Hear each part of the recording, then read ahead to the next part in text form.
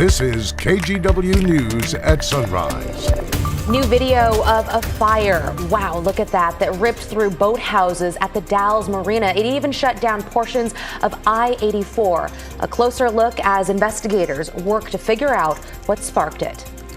And it's primary election day in Washington when you need to have your ballot in, and a look at voter turnout so far in the state's most populated counties. Also ahead.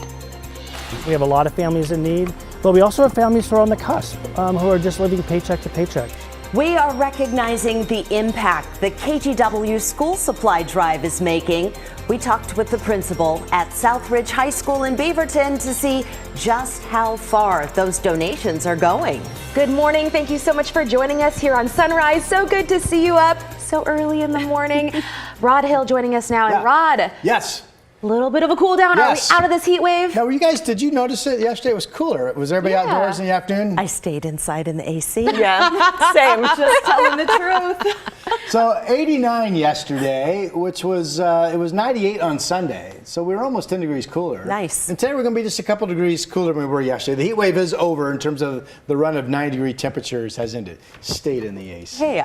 Here's a look at All right, now let me get serious for a second because we do have lightning activity. It's fading away, though. This will go back 6 hours. Now watch the number of strikes start to fade away. But clearly we're watching this area for potential fire starts. The good news is there's quite a bit of rain with these lightning strikes, including some strikes up around the Bend area. Our Futurecast models show that continues to kind of fall apart in the coming hours. Just another dry, partly to mostly sunny day coming to the Rose City. 63 right now, 75 at noon. How nice is that? Today's high, 87 degrees, and that's your forecast. Okay, thank you, Rod. We start at 5 with an update. I-84 back open near the Dalles after this fire disrupted traffic. It happened at the marina there. Several boathouses were destroyed. The flames actually jumped to brush along the interstate. It started around 8 o'clock last night, but firefighters were able to put that fire out by around 11:30 last night. The scene did draw a crowd. Some people motored over in their boats to take a closer look. Unfortunately, as you saw there, some structures burned. We're waiting to hear what caused that fire. Turning now to the latest on wildfires burning over in Central Oregon, and crews on the front lines tell us they have been able to get several of those contained. Yeah, they stopped the spread of the Fly Creek fire near Lake Billy Chinook. It's now 25% contained. Several smaller fires have also been contained. Smoke jumpers are parachuting into other areas of the Deschutes National Forest to check on reported fires to see if they're spreading. Thunderstorms reportedly started more than 40 fires between Sunday and Monday. Promising news this morning just south of the California border with the McKinney fire. We'll get our next update this morning in about an hour, but officials last night said the perimeter did not expand and the fire did not grow larger yesterday. It's still 55,000 acres. That is more than half the size of the city of Portland. Shelters have been set up in Ashland and Weed, California for those who've evacuated, some who've already lost their homes. Everything I had for 4 generations is up in smoke, everything. I'm just trying to stay positive and not think about everything that I've had since I was a child. It's hard. Yeah, no kidding. So far, the fire has killed 2 people who were overcome by the flames sitting in a car in a driveway. While crews have been working on the ground, they haven't been able to bring in tankers to drop flame retardant since Saturday because the smoke has been too thick. Also, big news out of Washington today. It's primary election day. Many voters have already mailed in their ballots, but if you still need to do that, you have until 8 o'clock tonight. Madison Wade with our sister station in Seattle has more on voter turnout in the state's most populated county.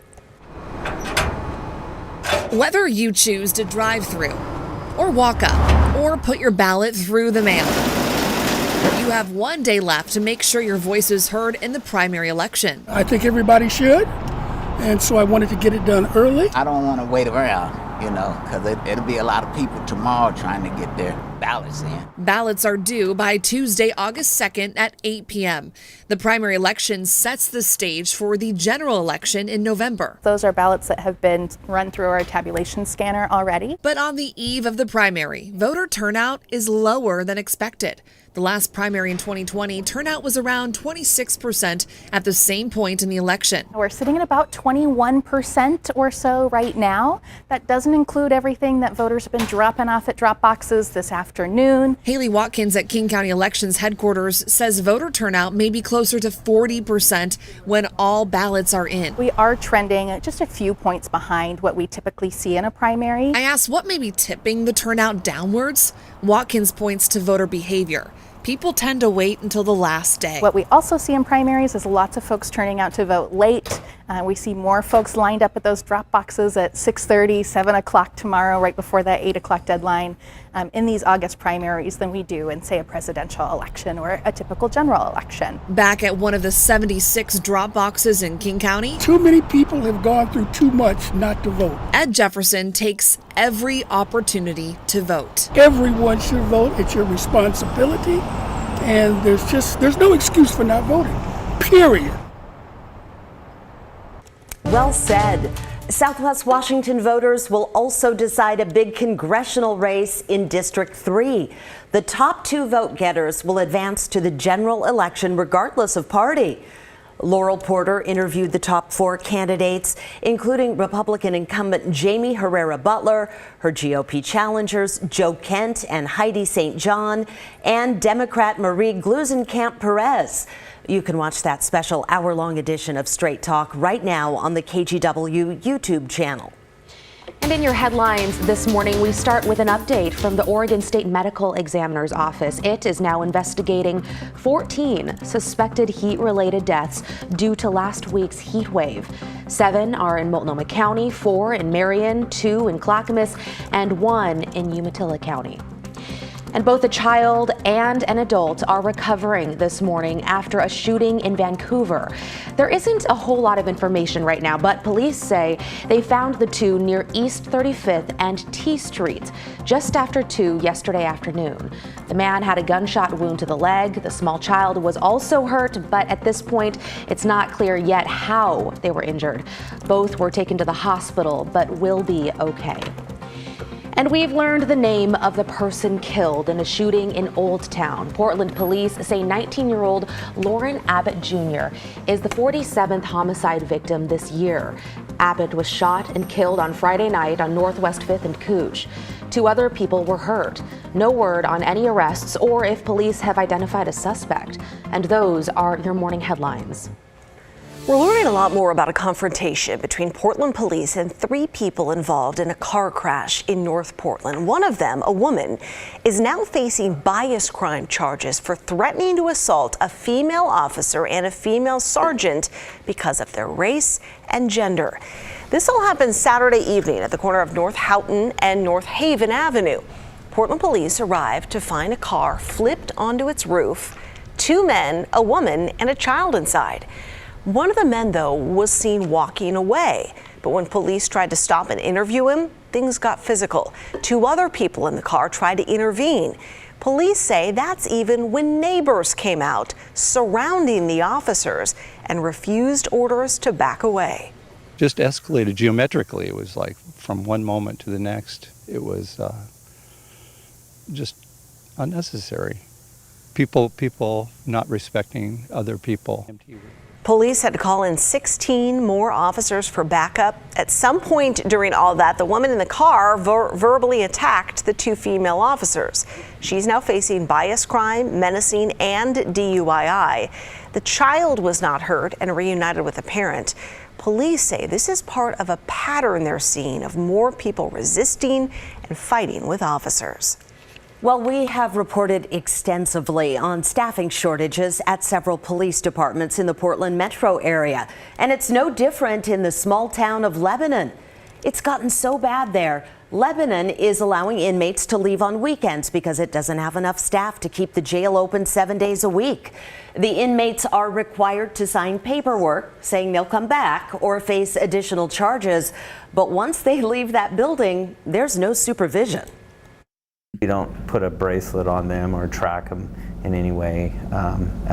Most of the crimes that we deal with here are municipal level, misdemeanor level crimes. So it's nothing too, hardcore or felony level crimes rather.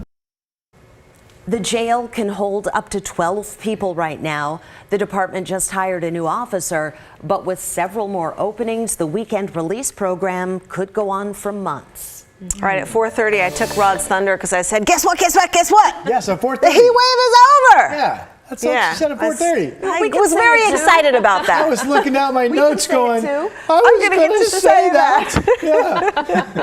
Yeah. So it goes in the books at 8 days. Third longest. Now, is this over 95 or over 90? That was 90 and above, which 90 is typically and above. how we Okay. classify. But we did set a record for 95 and up. How many days was that? Sunday it was 98 on Sunday. That became the 7th consecutive day that we were 95 or better. Okay. That was the longest stretch of such heat. All right. All right, here's a look at the graphic that you probably have memorized by now. Yes, Portland ended up in 3rd place, 8 consecutive 90-degree days or better, tying a heat wave in 1967 and 2015. The record stands from the heat wave of 2009 at 10 days. Thank goodness for that. All right. We have partly cloudy skies out there this morning. Could be another nice day. Yesterday, I mentioned earlier in the show, the one spot in the I-5 corridor between Albany and up into Longview, Kelso area that made it to 90 was Troutdale. You folks at 90 even. The rest of us were close. I mean, PDX stopped at 89, but that was good enough to stop the stretch of 90-degree heat. We're at 63 currently. We do have cloudiness at the beach again this morning, expecting, though, for it to be a nice partly cloudy and maybe even mostly sunny afternoon. Temperatures are in the 50s there. And then earlier in the show, we showed you all the lightning activity in southern Oregon, up around Bend, outside of Baker City currently. 66 is your temperature. That activity is fading away, so that's good news. In terms of the lightning threat that is bringing with it at this hour. Back to the Willamette Valley now. We will still be near 90, and this forecast model actually has McNary Field and Salem reaching 90 today. Partly cloudy to mostly sunny skies. Winds on the light side once again. Relative humidity factors kind of typical, not too bad. This shows Longview only 80. How pleasant is that? Battleground 86, Vancouver up to 87 degrees. And here come our 7-day numbers. So 87, 86. It still looks like we will wake up to morning marine clouds Thursday morning, maybe a touch of some mist with that. We actually had a trace. Maybe you found this. We had some sprinkles in the area yesterday, and a trace of precipitation went into the record book out at the airport. But Thursday, the clouds to sun 80, and then Friday 85. And okay, technically in most years we would call this a mini heat wave. 90 on Saturday, 93 on Sunday, 90 on Monday. Right now I do show us back down into the 80s on the following Tuesday. I feel like people are angry at me all over again. I'm focusing on the 80s, Rod. That's where my mind's at right now. Thank you. A small contribution can go a long way. We're talking about the KGW school supply drive, of course. We'll give you a look at how it supports the community where you live coming up.